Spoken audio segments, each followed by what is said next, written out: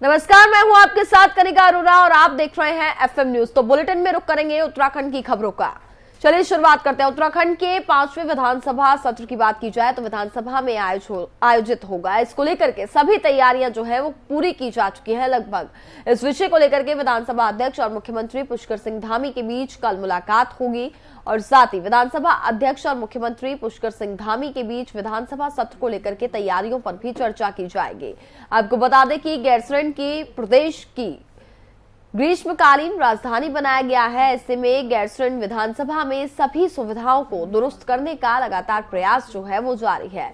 वहीं विधानसभा सत्र को लेकर के विधानसभा अध्यक्ष रितु खंडूरी ने कहा कि विधानसभा सत्र को लेकर के हमारी तैयारियां हैं, फिलहाल वो जारी है। और उन्होंने कहा कि 2017 में अभी तक गैरसैंण में काफी ज्यादा काम भी हो चुका है, तो आने वाले विधानसभा सत्र को लेकर के जो तैयारियां हैं वो शुरू की जा रही है। और इसको लेकर के सीएम धामी और रितु खंडूरी की मुलाकात होगी। कल ये मुलाकात होनी है और ये मुलाकात काफी ज्यादा महत्वपूर्ण भी मानी जा रही है, क्योंकि आगामी विधानसभा सत्र को लेकर के इसमें बातचीत की जाएगी।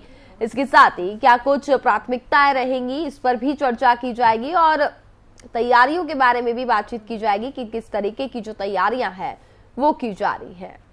इसलिए इस मुलाकात को काफी ज्यादा महत्वपूर्ण भी माना जा रहा है।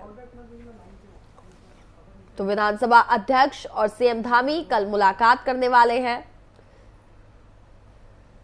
और इस पूरे विधानसभा सत्र की तैयारियों का बताया जा रहा है कि वे जायजा भी लेंगे और साथ ही बातचीत भी की जाएगी कि क्या कुछ बदलाव है जो आने वाले दिनों में उत्तराखंड के विकास के लिए भी किए जा सकते हैं, क्या कुछ मुद्दे रहेंगे जिन पर चर्चा होगी और विपक्ष जो है वो क्या कुछ तैयारियां कर रहा है। सभी चीजों पर अगर बात की जाए तो एक रणनीति जो है वो बनाई जाएगी।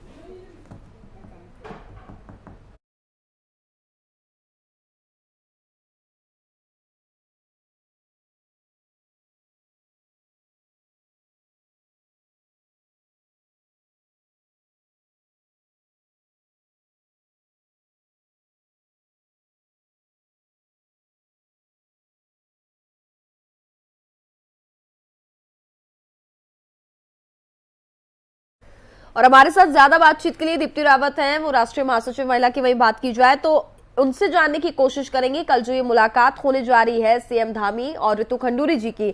आपसे जानना चाहूंगी मैं कितना महत्वपूर्ण हम इसको माने और साथ ही विधानसभा सत्र को लेकर की जो तैयारियां हैं इस पर चर्चा की जानी है।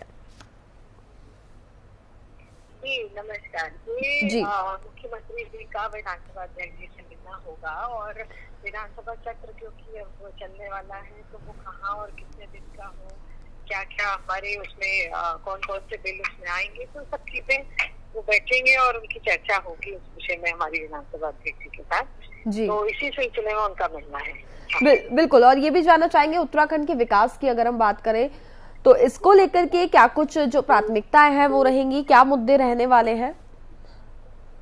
देखिए ये तो मुद्दे तो बहुत सारे रहते हैं हर वक्त, लेकिन जब भी हमारा विधानसभा सत्र होता है तो हमें अपनी प्रायोरिटी उसमें लिस्ट आउट करनी होती है कि क्या हमारी प्राथमिकता क्या है इस बार हमारे सत्र की।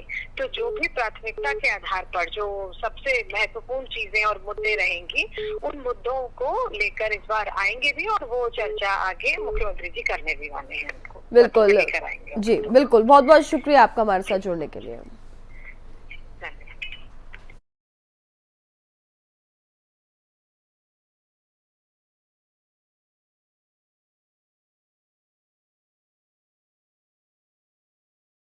देहरादून के सचिवालय में ऊर्जा विभाग की समीक्षा बैठक की गई। आपको बता दें कि बैठक में सीएम पुष्कर सिंह धामी के कड़े तेवर साफ तौर पर देखे गए और उन्होंने बिजली संकट पर विभाग के बैकअप प्लान को लेकर के भी नाराजगी जताई।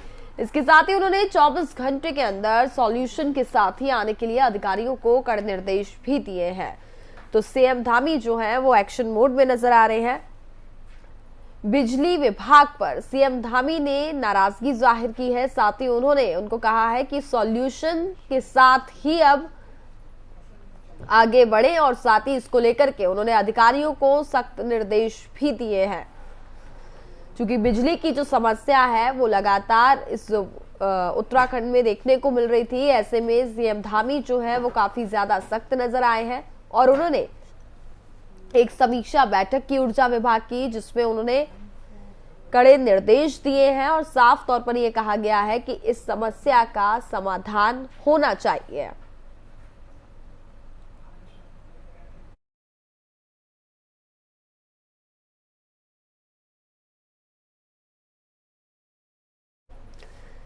तो खबरों में आगे बढ़ते हैं। उत्तराखंड में बिजली संकट को लेकर के पूर्व मुख्यमंत्री हरीश रावत ने प्रदेश सरकार पर हमला बोला है। साथ ही धूप में बैठ करके 1 घंटे का उन्होंने मौन व्रत भी रखा। आपको बता दें कि उन्होंने कहा कि राज्य में सरकार की लापरवाही की वजह से विद्युत संकट पैदा हुआ और बिजली नहीं मिल रही है। इसके साथ ही उन्होंने कहा कि अघोषित तरीके से घंटों तक बिजली नहीं आ रही है। इंडस्ट्रीज परेशान है, व्यवसाय परेशान है। इसके साथ ही तमाम परेशानियों का दिक्कत जो है वो आम लोगों को भी झेलना पड़ रहा है। लगभग 8 से 10 घंटे तक की कटौती ग्रामीण क्षेत्रों सहित अन्य क्षेत्रों में नजर आ रही है और कहा कि इसके खिलाफ पहले भी मैं आवाज उठा चुका हूं और आज भी मेरा एक निजी प्रयास है। एक सीनियर सिटीजन के नाते ये मेरा गैर राजनीतिक प्रयास है और इसको लेकर के मैं लगातार सरकार को घेरता रहूंगा।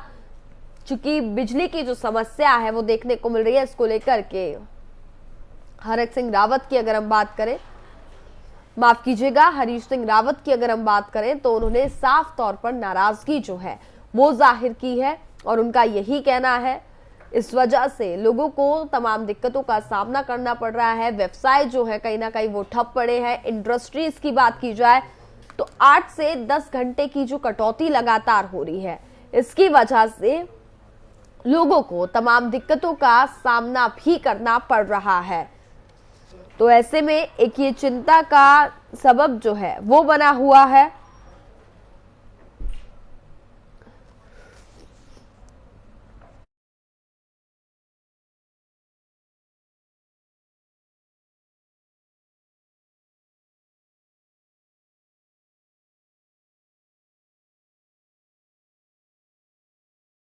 एक घंटे का तप ही समझ लीजिए इस चटक धूप में बैठ करके किया है। मैं विशुद्ध रूप से सरकार का ध्यान आकृष्ट करना चाहता हूँ। बाकी राजनीतिक रूप से हम लोगों को बिजली सत्याग्रह के विषय में सोचना चाहिए और उसको पार्टी एक कार्यक्रम के रूप में संचालित कर सकती है।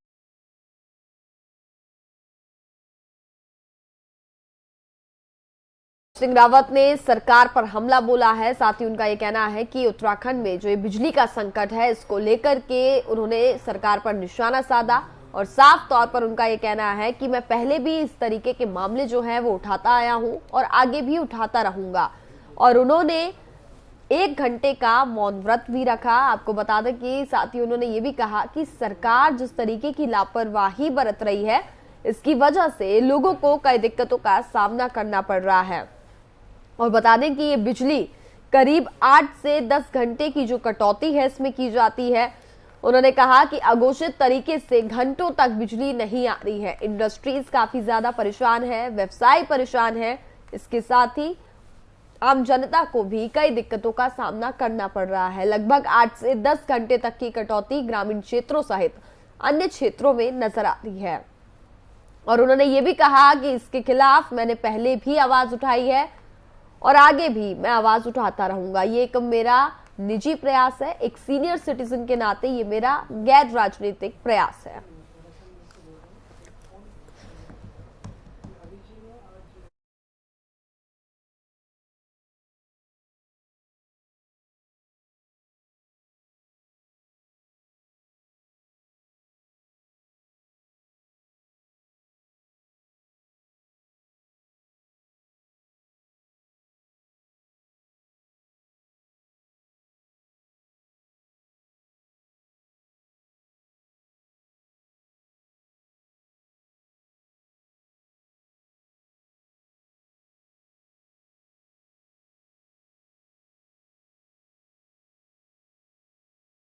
हमारे साथ इस खबर पर बातचीत करने के लिए कांग्रेस प्रदेश अध्यक्ष हैं करण मेहरा जी, वो जुड़ गए हैं। उनका हम रुख करते हैं।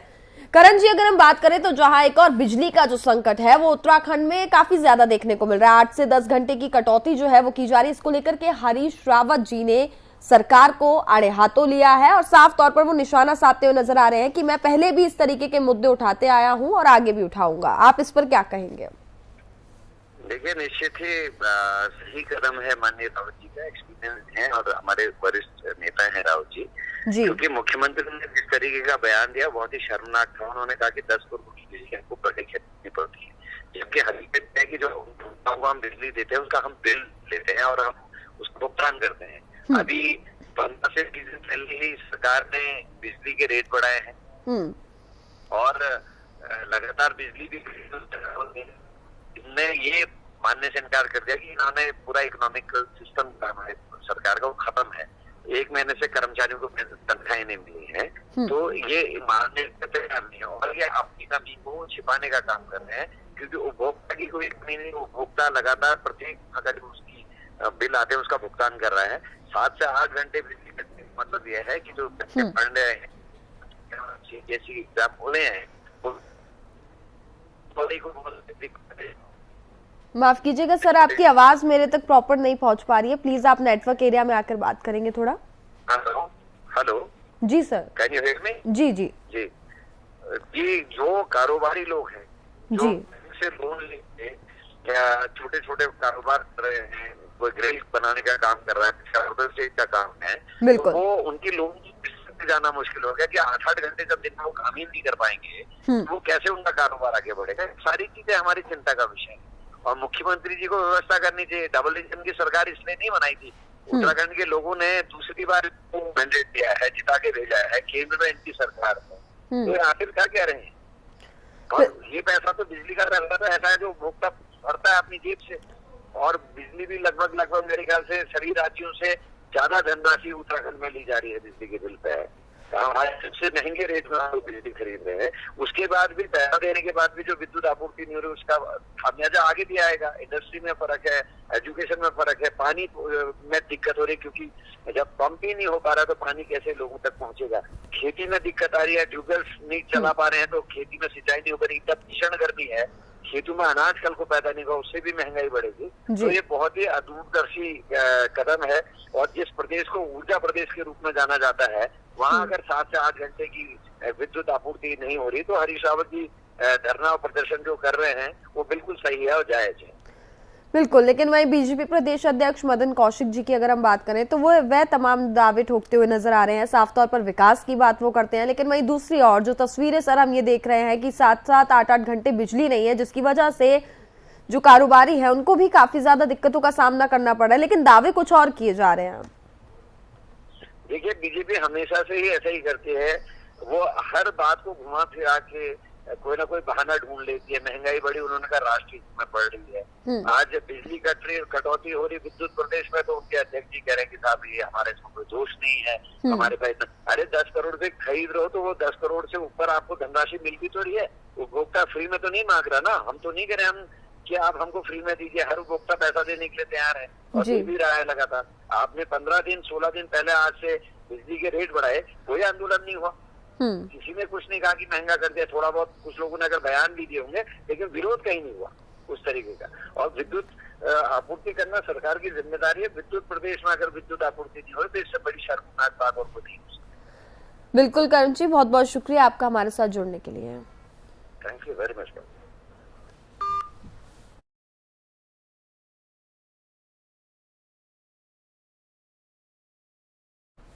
बीजेपी के राष्ट्रीय संगठन महामंत्री बीएल संतोष उत्तराखंड के दौरे पर आ रहे हैं। आपको बता दें कि बीएल संतोष 23 और 24 अप्रैल को देहरादून में रहेंगे और इस दौरान वो सरकार के मंत्रियों के अलावा कोर ग्रुप, संगठन के पदाधिकारियों और चुनाव प्रबंधन समिति के साथ एक बैठक करेंगे। वहीं संगठनात्मक दृष्टि से बीजेपी के राष्ट्रीय महामंत्री संगठन बीएल संतोष का यह दौरा कई मायनों में खास देखा जा रहा है और अब 2022 की प्रचंड जीत के बाद अब बीजेपी 2024 की तैयारियों में जुट गई है। इसी लिहाज से बीजेपी के राष्ट्रीय महामंत्री संगठन बीएल संतोष का उत्तराखंड दौरा बेहद खास माना जा रहा है। हालांकि 2024 में अभी काफी वक्त है, लेकिन बीजेपी अभी से 2024 की तैयारियों में जुटती हुई नजर आ रही है। बीजेपी के राष्ट्रीय महामंत्री बीएल संतोष 23 और 24 अप्रैल को देहरादून दौरे पर रहने वाले हैं। ये दौरा काफी ज्यादा महत्वपूर्ण भी माना जा रहा है।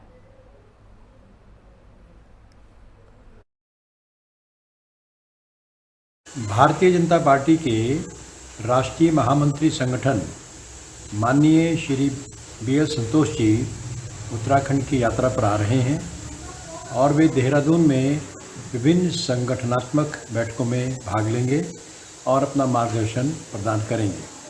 विधानसभा चुनाव में भाजपा की शानदार विजय के पश्चात माननीय संतोष जी का ये पहला उत्तराखंड दौरा है और इस दौरे में वे बैठकों में चुनाव को लेकर के समीक्षा भी करेंगे और आगे आने वाले कार्यक्रमों के बारे में भी जानकारी देंगे और मार्गदर्शन प्रदान करेंगे। निकट भविष्य में उत्तराखंड के अंदर स्थानीय निकाय चुनाव होने हैं और इसके पश्चात सन 2024 में लोकसभा का चुनाव होना है।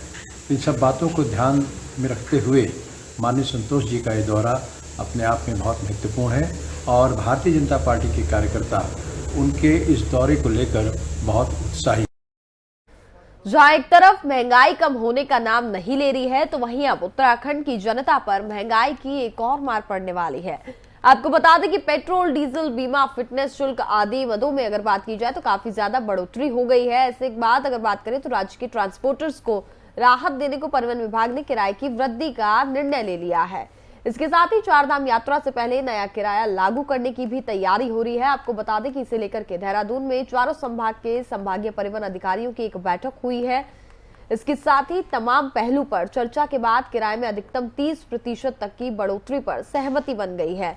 यानी अब प्रदेश में रोडवेज और निजी बसों का जो किराया है वो प्रति यात्री प्रति किलोमीटर 45 पैसे से 50 पैसे महंगा हो जाएगा।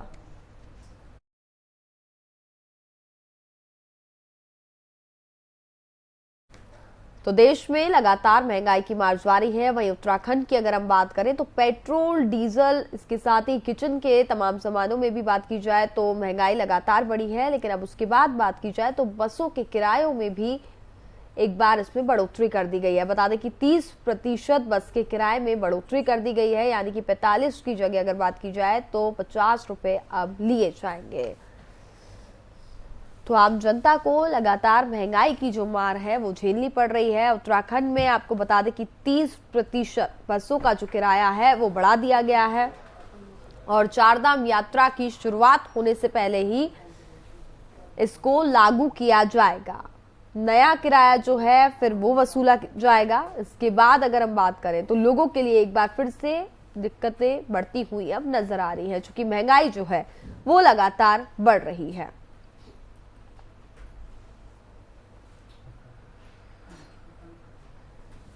महंगाई से जनता बेहद त्रस्त है। ऐसे में लोगों को कई दिक्कतों का सामना करना पड़ रहा है। पेट्रोल, डीजल, सिलेंडर और उसके बाद अगर अब बात की जाए तो बसों का जो किराया है उसके दाम भी बढ़ा दिए गए हैं।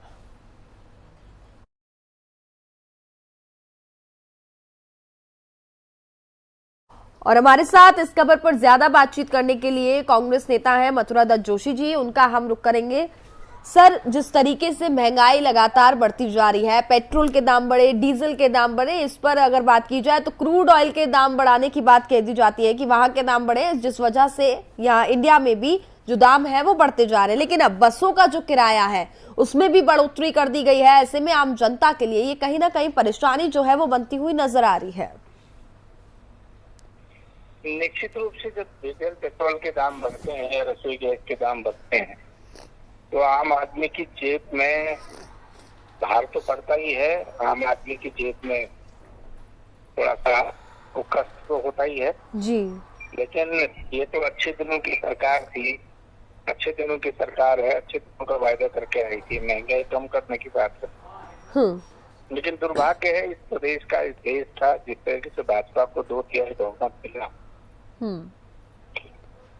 बिल्कुल। उसके बाद भी लगातार डीजल पेट्रोल के दाम बढ़ रहे हैं, बिजली के दाम बढ़ रहे हैं, पानी के दाम बढ़ रहे हैं, महंगाई चरम पर है। डीजल, स्वाभाविक बात है, डीजल पेट्रोल हर चीज से रिलेटेड है। आप अगर डीजल पेट्रोल के दाम बढ़ाएंगे तो निश्चित रूप से उसके हर वर्ग में, हर कमोडिटी में उसका असर जाए। तो यही हो रहा है। बस वाले भी किराया बढ़ाओ कह रहे हैं और कई सरकारी निगम घाटे पे चल रहे हैं, नुकसान हो रहा है। टायर के भी दाम बढ़ेंगे, के दाम बढ़ेंगे। निश्चित रूप से उसका नुकसान तो आम आदमी को हो रहा है, मध्यम वर्ग को हो रहा है, गरीब को हो रहा है। जो बड़े लोग हैं हाँ उनको कुछ नुकसान नहीं हो रहा है, लेकिन छोटे वर्ग को, मध्यम वर्ग को, गरीब वर्ग को बहुत नुकसान हो रहा है।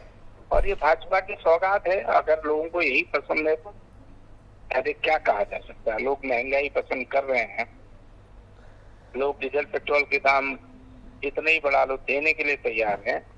तो अब जनता जब अच्छी तरीके से पक जाएगी, अच्छी तरीके से समझ जाएगी, तो निश्चित रूप से एक समय आएगा कि इस देश में क्रांति होगी महंगाई की। बिल्कुल मथुरा दत्त जी, बहुत बहुत शुक्रिया आपका हमारे साथ जुड़ने के लिए।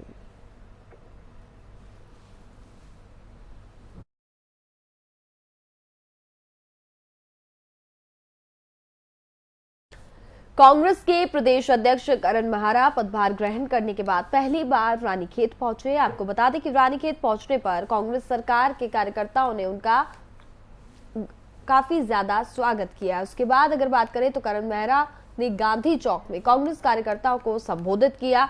इसके साथ ही प्रेस वार्ता के दौरान करण ने कहा कि वह संगठन की मजबूती पर जोर देंगे, गणेश परिक्रमा को बंद किया जाएगा। इसके साथ ही उन्होंने कहा कि कांग्रेस का कैडर मजबूत है, कांग्रेस 36% वोट लाई है और वह संगठन की नई धार देंगे।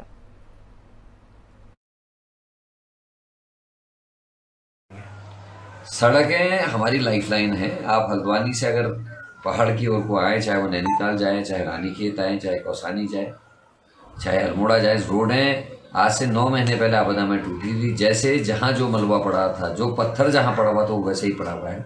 टूरिस्ट आ रहे हैं, टूरिस्ट का सीजन है। हमारे होटलियर्स पहले ही कोरोना के टाइम में टूटे हैं, उनका बिजनेस नहीं चला है। आज इन सड़कों के हालात की वजह से भी टूरिस्ट आने से बच रहा है और बहुत परेशानी का सामना कर रहा है। बहुत गंदा इंप्रेशन लेके टूरिस्ट यहाँ से जा रहे हैं। तो सरकार को इनमें जल्दी से जल्दी कार्रवाई करनी चाहिए। विद्युत कटौती जिस तरीके से कर रहे हैं, मुख्यमंत्री जी 10 करोड़ रुपए की प्रत्येक दिन खरीदने की बात करें, तो मैं उनसे ये कहना चाहता हूँ, अभी हाल ही में आपने करीब 20 दिन पहले विद्युत के जो है दाम बढ़ाए हैं, पानी के दाम बढ़ाए हैं। और ये जो आप बिजली प्रदान करेंगे तो उसका आप धन वसूलते हैं, फ्री में आप बिजली नहीं देते। तो ये बहाना करना ठीक नहीं है, आपको स्वीकार करना चाहिए। आपने राज्य की इकोनॉमी जो है वो फ्री चीज़ें बांटने में सरकार, अभी मैं देख रहा था कल भी उन्होंने जहाँ से चुनाव लड़ने की घोषणा की है वहाँ 8 घोषणाएं कर दी। तो ये जो घोषणा करके और जो पैसे को चुनाव जीतने के लिए इस्तेमाल किया जा रहा है, उसके पीछे विकास सोच नहीं है, केवल चुनाव सोच है। तो उसकी वजह से दिक्कतें आई हैं। तो बिजली आपूर्ति होनी चाहिए। आज हमारे स्टूडेंट्स जो एग्ज़ाम दे रहे हैं, एग्ज़ाम जिनके होने वाले हैं, वो सभी परेशान हैं। पानी की पंपिंग नहीं हो पा रही है, जिससे प्रॉपर पानी लोगों को नहीं मिल रहा है। तो इस ओर को सरकार का ध्यान आकृष्ट आपके माध्यम से मैं करना चाहता हूं। पाजपुर के एसडीएम राकेश चंद्र तिवारी ने अपने कार्यालय में अवैध अतिक्रमण को हटाने और क्षेत्र में यातायात व्यवस्था को सुचारू कराने के लिए स्थानीय प्रशासन और जनप्रतिनिधियों के साथ बैठक की। आपको बता दें कि पाजपुर में व्यापारियों द्वारा किए जा रहे अतिक्रमण से यातायात व्यवस्था बदहाल हो रही है, जिससे लोगों को काफी परेशानियों का सामना करना पड़ रहा है, जिसको लेकर के आज एसडीएम ने स्थानीय प्रशासन, नगरपालिका और जनप्रतिनिधियों के साथ बैठक की। बैठक में एसडीएम राकेश तिवारी ने नगरपालिका के अधिकारियों को नगर में लोगों को जागरूक करने के भी निर्देश दिए। उन्होंने कहा कि यातायात व्यवस्था को दुरुस्त कराने के लिए लोगों को जागरूक किया जाएगा और यदि इसके बावजूद भी लोग नहीं मानेंगे तो कार्यवाही भी अमल में लाई जाएगी।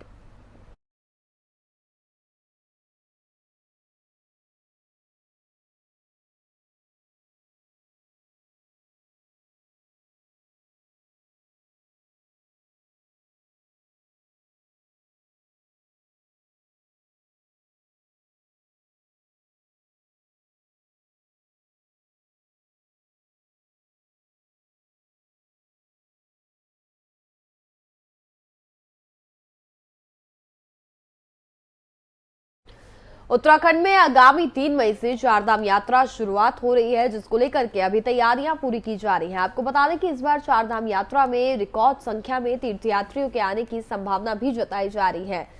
ऐसे में यात्रियों को हर संभव सुविधाएं मुहैया कराने के सभी प्रयास किए जा रहे हैं। वहीं चारधाम यात्रा व्यवस्था को लेकर के आम आदमी पार्टी नेता कर्नल अजय कोठियाल ने कहा कि सरकार को चाहिए कि यात्रियों को पूरी सुविधा दे। उन्होंने कहा कि सड़क, बिजली, पानी जैसी मूलभूत सुविधाओं से चारधाम यात्रा सरल और सुलभ हो जाएगी। इसके साथ ही कोठियाल ने यह भी कहा कि उत्तराखंड में चारधाम ही नहीं बल्कि टूरिस्ट पैलेस भी बहुत है। ऐसे में जब जहां यात्री पहुंचे तो एक अच्छा संदेश लेकर जाए, ऐसी व्यवस्था सरकार को करनी चाहिए।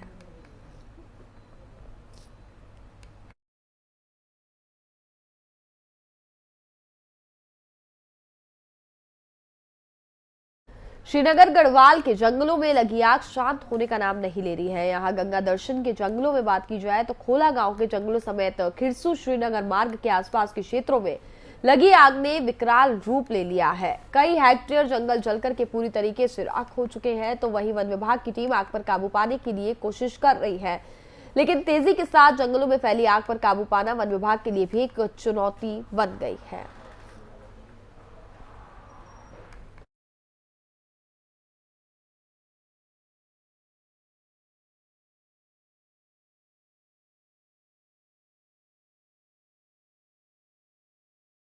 गर्मियों के सीजन शुरू होते ही जहां गंगा स्नान करने वालों की संख्या बढ़ गई है, वहीं स्नान के दौरान लापरवाही बरतने के चलते गंगा में डूबने की घटनाएं भी बढ़ने लगी हैं। आपको बता दें कि ऐसी घटनाओं को रोकने के लिए जल पुलिस ने जागरूकता अभियान चलाया और लोगों से रेलिंग के अंदर ही गंगा स्नान सावधानी पूर्वक करने के लिए कहा गया है।